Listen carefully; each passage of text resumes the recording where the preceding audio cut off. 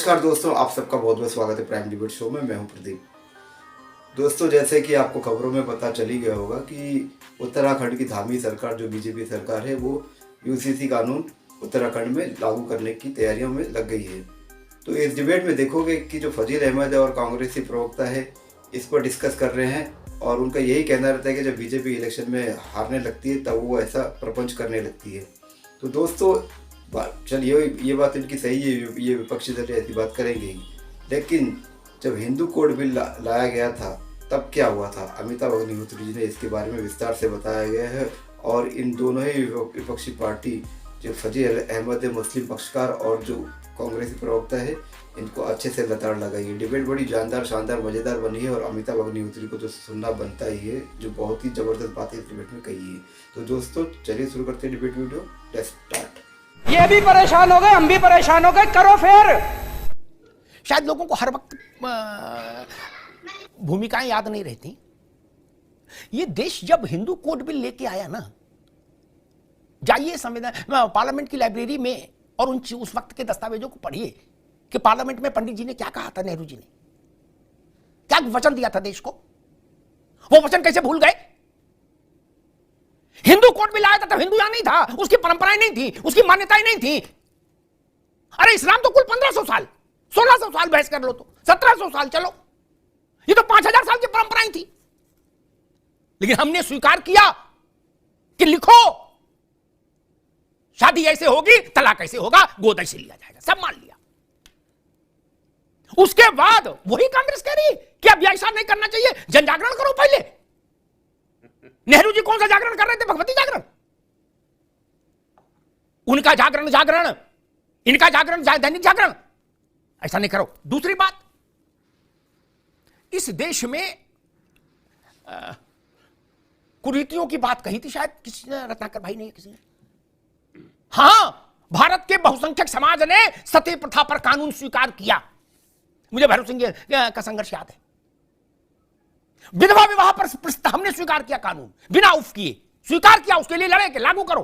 और संपत्ति में लड़कियों का अधिकार, प्रशांत जी को पता होगा, वकील भी है? ये जवाहरलाल नेहरू लाए थे, हमने स्वीकार किया कि नहीं किया? हमारे प्रथाएं कुरीति थी, नेहरू जी ने इनको दूर कर दिया। अब इधर जो प्रथाएं चल रही हैं सुरीति हैं, इनको कोई दूर नहीं करेगा। कैसे चलेगा? चश्मा एक रखो भैया। रत्नाकर जी, जब हिंदू कोड बिल आया पंडित जी के समय में, तो हिंदू कोड बिल के लिए कोई हिंदुओं से रायशुमारी नहीं हुई। कोई तब भी भारत की आबादी बहुत कम तो नहीं थी और हिंदू भी उसमें मेजॉरिटी में तब भी थे, आज भी है। ठीक, 1-2 लाख आदमियों से भी बुला के नहीं पूछा गया, ना चिट्ठी मांगी गई। वो छोटा मसला था क्या? अब 83-84% रह गए, तब तो मेरे ख्याल से 90% होंगे हिंदू। उनके भाग्य पर, उनके हजारों वर्ष की रीति रिवाज परंपरा में, उनकी मेरिट डिमेरिट पर नहीं जा रहा। वो परंपराएं अच्छी थी, खराब थी, लेकिन थी ना एग्जिस्टेंस में भारत में। उनको एक सिंगल स्ट्रोक से पार्लियामेंट ने अबॉलिश किया ना। उससे पहले कहीं मीटिंग हुई थी, कहीं सम्मेलन हुआ था, गांव गांव गए थे कांग्रेसी पूछने? नहीं ना। हमने भरोसा किया कि नेहरू जी की बुद्धिमत्ता है, हमारी लोकसभा की बुद्धिमत्ता है, ये लोग चुन के भेजे। ये जो बात रावत जी कह रहे हैं, ये लोग ठीक ही फैसला लेंगे देश के लिए। रत्नाकर जी, ये बिल्कुल सेम केस नहीं है क्या?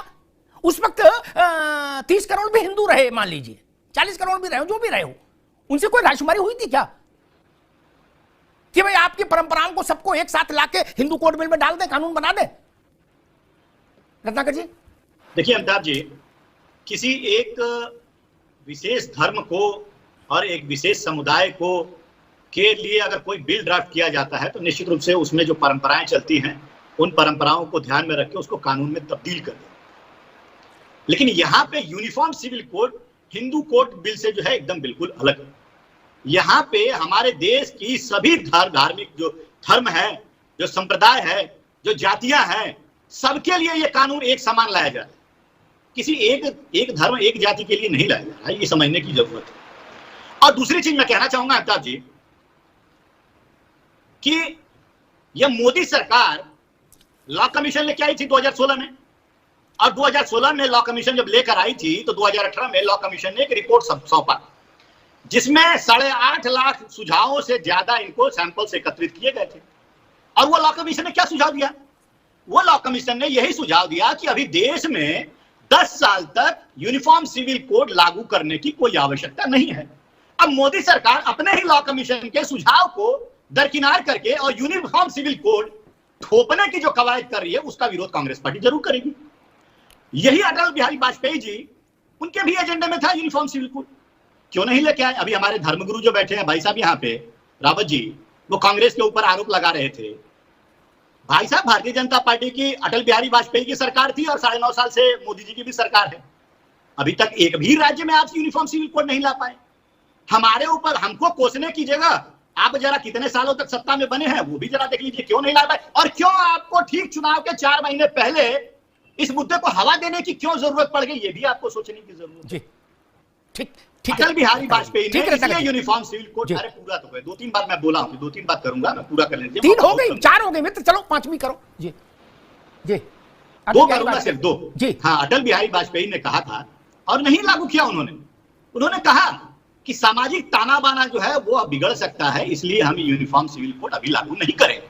अब अटल बिहारी वाजपेयी को भी ये नकार देंगे और कांग्रेस के ऊपर आरोप लगाएंगे, पंडित नेहरू के ऊपर आरोप लगाएंगे। दूसरी चीज मैं ये पूछना चाहूंगा, भारतीय जनता पार्टी के प्रवक्ता हैं और धर्मगुरु बैठे हैं यहाँ पे, इस देश में एक ही चीज के लिए दो राज्यों में 2 तरह के कानून होते हैं। आप गुजरात प्रदेश में गौकशी पे प्रतिबंध है, आप वहां पे गौकशी नहीं कर सकते, लेकिन गोवा में आप गौकशी को छूट दिए है और सरकार वहां पे टैक्स वसूलती है। तो जब 2 राज्यों में एक ही चीज पे 2 तरह के कानून है, तो इस देश में तो विभिन्न संप्रदाय, विभिन्न जातियां, विभिन्न धर्म के लोग रहते हैं। ठीक है रत्नाकर जी, अब 5, 6, 7 सारी बातें आ गई। अच्छे से आपने अपना तर्क रखा, अच्छे से रखा, सारी बातें आ गई। मेरे ख्याल से अब आप संतुष्ट हुए होंगे कि हमने विस्तार से वाजपेयी से लेकर नेहरू तक सारी बातें कर ली जितनी आप कहना चाहते थे। लेकिन मेरे प्रश्न का उत्तर आप पास नहीं मिला। मैंने कहा कि हिंदुओं के भाग्य का जब निर्णय जवाहरलाल कर रहे थे तो किससे पूछा था? वो शंकराचार्य थे हमारे? नहीं ना, वो तो मोतीलाल जी के लड़के थे। वो शंकराचार्य थे, जगत गुरु थे। उनने एक पेन की नोक से सब व्यवस्थित कर दिया। बोले 5000 साल से चल रहे हैं, कुछ नहीं मतलब ना, कानून बना दो। कांग्रेस कह रही एक के लिए नहीं बनाए, हिंदू कोड भी एक ही के लिए बना था भाई साहब। वो क्या मुस्लिम पर लागू था? नहीं। लेकिन कांग्रेस इस बात को, रत्नाकर जी ना भी नहीं, ऐसा नहीं बोलिए, कांग्रेस के लोग इस बात से बहुत चतुराई के साथ अपने को अलग कर लेते हैं कि जब जवाहरलाल जी इसको लोकसभा में लाए, बोले, इस पर हस्तक्षेप किया उन्होंने और बोले प्रधानमंत्री तौर पर, तो उन्होंने कहा कि इसको पारित कर दे लोकसभा। मैं निवेदन करता हूं और मैं वचन देता हूं बहुत जल्द मुस्लिम हिंदू कोड बिल लेके सरकार आएगी। ये जवाहरलाल नेहरू का on the floor of the house वचन था। इस वचन के बाद लोकसभा ने प्रस्ताव पारित किया, तब हिंदू कोड बिल एग्जिस्टेंस में आया। कहां गया वो वचन? आपने जानबूझकर ये वचन दिया कि ये अभी का कलेश काटो, बाद में तो हम निपटी लेंगे। आज 90% आबादी के बारे में निर्णय आप कर सकते हैं, लेकिन अभी कोई फैसला आए, कोई बात आए तो राव साहब ये बात समझ में थी। यहां पर तो सीधे पार्शियलिटी दिखती है। जो लोग आज मांग कर रहे हैं कि अभी और चर्चा करो, 100-200 साल तक और जन जागरण हो, नाना प्रकार के जागरण हो, हलवा पूरी भट्टे जैसे जनसंख्या पे जागरण हो रहा है, जनसंख्या भी बढ़ती जा रही है, जागरण भी बढ़ता जा रहा। ठीक, वो लोग ये क्यों नहीं समझ, ये बात कभी नहीं कहते कि हाँ जवाहरलाल नेहरू ने अचानक से एक दिन में फैसला कर दिया, बोले हिंदू कोड बिल। मुझे याद नहीं वो काशी, मथुरा, मीनाक्षीपुरम कहीं के पंडितों को बुलाकर उनसे चर्चा की हो, शंकराचार्यों से। फजील अहमद साहब, जो बात रावत जी कह रहे थे एक बड़ी सीमा तक वो ठीक है। जब हम लोकतंत्र में संसदीय लोकतंत्र चुनते हैं उस फॉर्म को, तो स्वाभाविक है हमारे तरफ से निर्णय वही लोग लेते हैं जो सांसद, विधायक या पार्षद, नगर पालिका की बात करें, वो चुने जाते हैं। जैसे देश की 90% आबादी के रोजमर्रा के जीवन से जुड़ी हजारों साल की प्रथा और परंपराओं पर जवाहरलाल जी ने फैसला ले लिया था तत्काल। No, I will do.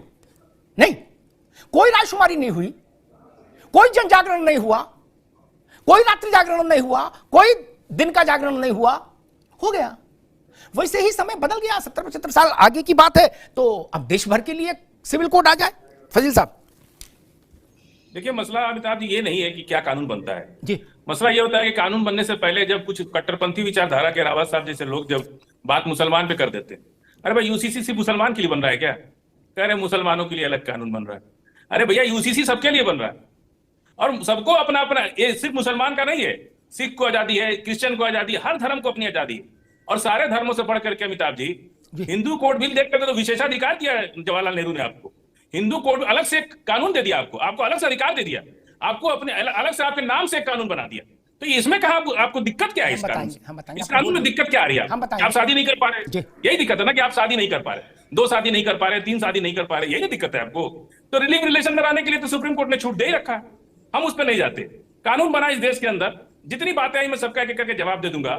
1860 में मृत्यु भोज अधिनियम इस देश में बना, मृत्यु भोज अधिनियम, यानी आप मृत्यु भोज नहीं कर सकते, वो गलत है।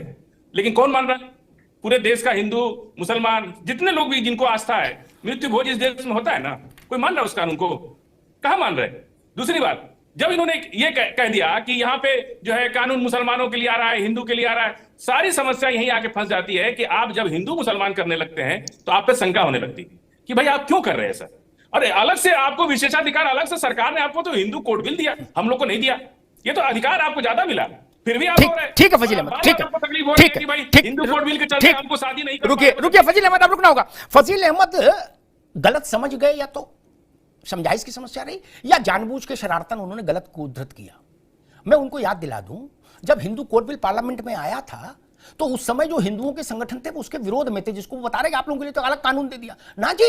सारी मान्यता, रवायत, परंपराएं जो थी, जैसे पर्सनल लॉज में बाकी मजहबों को है, मैं मुसलमान का नाम नहीं लूंगा, वो सब खत्म करके सरकार ने अपना ठप्पा ठोक दिया था। मैं उसकी मेरी डिमांड पर भी नहीं जा रहा। तो फजील अहमद कौन होता है ये तर्क देने वाले? आप अगर इतना ही है जो बात कही जा रही है तो फिर फजील अहमद को स्वीकार करना चाहिए कि वही एहसान, वही गिफ्ट, वही तोहफा देश की दूसरी सबसे बड़े मजहब को भी दिया जा रहा है। एक अलग कानून, एक कानून में ले आए रहे, खुश हो जाओ, ताली बजाओ। आपको भी तो तकलीफ यही है ना कि 4 शादी का मसला, हलाला का मसला का क्या होगा, और फिर मलाला कहां क्या होगा? यही ना समस्या है। हलाला और मलाला का ही मसला है ना, हलाला मसला मलाला का ही मसला है ना मित्र, हलाला मलाला का ही मसला है ना, इसलिए ही नहीं चलेगा। कैसी अपमानजनक बातें कर रहा होता है ये, अश्लील है ये लोना। दोस्तों डिबेट हो गई खत्म, वीडियो हो गई पूरी। उम्मीद करता हूँ दोस्तों ये डिबेट वीडियो आपको पसंद आई होगी। अमिताभ अग्निहोत्री जी की ऐसी डिबेट वीडियो देखने के लिए चैनल को सब्सक्राइब कीजिए दोस्तों। और आप अगर अमिताभ अग्निहोत्री जी की वीडियो पसंद करते हैं तो मेरे प्लेलिस्ट पर जाके देखिए, बहुत सारी अमिताभ अग्निहोत्री जी की वीडियो है जो एक से एक है, आपको बहुत मजा आएगा।